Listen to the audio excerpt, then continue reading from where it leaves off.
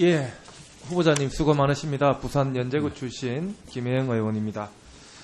꼭 2017년 5월 말을 기준으로 지금 우리나라 전체 가계부채 규모가 1,400조 원 정도에 이르고 있는데요. 정부에서도 6.19 부동산 대책으로 LTV, DTI 규제를 강화하는 등의 대책들을 내놓고 있습니다. 후보자께서는 7월 3일 날 지명 직후 기자회견에서 가계부채를 단기간에 해결할 뚜렷한 방안이 있다고 생각하지 않는다 이런 말씀을 하셨는데요. 그렇지만 이 자리는 후보자의 생각을 검증하는 청문회 자리입니다. 후보자께서 생각하시는 가계부채 대책 어떤 방향으로 가야 되겠습니까? 우선 가계부채 증가 속도가 너무 빠른 것이 가장 큰 문제입니다. 그 원인에는 장기 저금리라든지 또 부동산 시장의 화랑 이런 것들이 배경이 되고 있는데 저희 금융위가 할 일은 우선 증가 속도를 적절하게 관리하는 것이라고 생각합니다. 그리고 또 무엇보다 이걸 돈을 갚아나갈 수 있는 능력이 있어야 되니까 채무자들의 소득 향상이 될 수 있도록 해야 되는데 그 부분은 거시경제 정책이 필요합니다. 그래서 관련 부처와 같이 협의를 해야 될 것 같고요. 또 이 과정에서 발생할 수 있는 그 취약계층의 어려움, 그것들을 해소해 주는데 집중할 필요가 있다고 생각합니다. 예, 그 전체적으로 너무 지금 추상적으로 답변을 지금 전체적으로 하시는 것 같은데요. 조금 그러면 제가 구체적으로 한번 여쭤보겠습니다. 지금 주택담보대출 총량은 증가를 하고 있는데요. 이 통계 자료를 보면은 이 주택담보대출의 그 전체 가계대출에서 차지하는 비중은 소폭이나마 조금 감소하는 듯한 추세에 있고요. 오히려 기타 대출이 지금 그 비중이 늘고 있습니다. 그리고 제2금융권의 가계대출이 지금 증가를 하고 있는데요. 이렇게 기타 대출과 제2금융권 대출이 이렇게 증가하는 것은 취약한 계층이 크게 늘고 있다, 이렇게도 보여집니다. 이렇게 가계부채를 잡기 위해서는 이런 어느 계층에서 어떠한 이유로 가계부채가 늘고 있는지를 정확하게 분석해서 대책을 만들어야 될 것 같은데요. 어떻게 생각하십니까? 네, 위원님 말씀이 옳으신 지점입니다. 예. 그리고 현재 그런 방안도 작성 중인 대책에 포함되고 있는 것으로 알고 있습니다.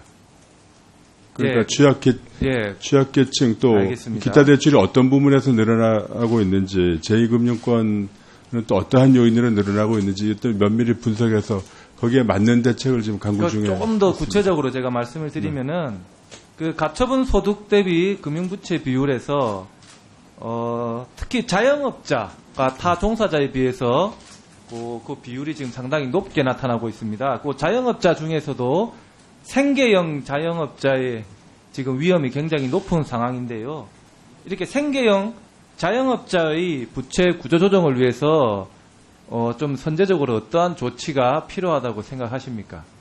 우선 그 생계형 자영업자가 어떤 데 돈을 쓰기 위해서 빌려가는지 그 부분에 대한 이제 분석이 필요하다고 보여집니다. 대개 그 소규모 창업을 위해서 많이 빌려가는데 아시다시피 영업점들이 그렇게 오래 지속하지 못하고 있습니다. 그래서 예를 들면 어떤 데 너무 좋지 않은 지역 밀집해서 치킨집을 차린다든지 이런 것들을 하나하나 대출 요청이 올 때마다 심사해서 거기에 맞는 조언을 해주고 또 입지도 제대로 골라서 하도록 하는 그런 내용도 지금 저희가 강구 중에 있습니다. 예. 그리고 한국은행의 그 자료를 보면요. 금리가 1% 오를 경우에 한개 가구가 9만 가구 가까이 늘어난다 이런 분석이 있는데요. 이런 한개 차주에 대한 지원 방안은 어떤 것이 있겠습니까? 무엇보다 우선 돈이 꼭 필요한데 자금 공급이 소홀히 되지 않도록 서민 정책금융 규모를 좀 늘려갈 계획으로 있습니다. 그리고 또 그럼에도 불구하고 사업에 실패를 하고 또 생계도 이어가지기 어려운 그런 가구들이 분명히 나올 겁니다. 그런데 거기에 대해서는 채무 회복 지원을 하고 또 그것으로도 감당이 안 될 만큼 어려운 데는 어떤 그 복지 정책 같은 것이 보완되어야 된다고 생각하고 있습니다. 마지막으로 한 가지 여쭤보면은 그 지금 DSR을 활용을 한다는 그런 계획들이 지금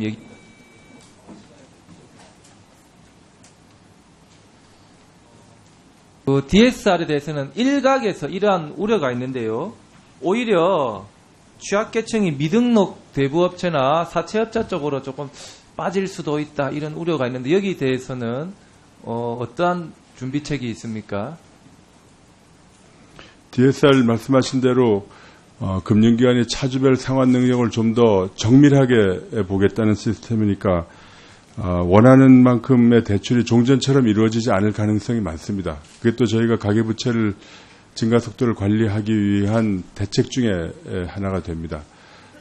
그래서 이 사람들이 분명히 이른바 그 풍선 효과라고 하는 그런 부분도 우려할 부분이 분명히 있습니다. 그래서 아까 말씀드린 것처럼 서민금융 체계를 좀 더 다시 점검을 해야 된다고 생각합니다.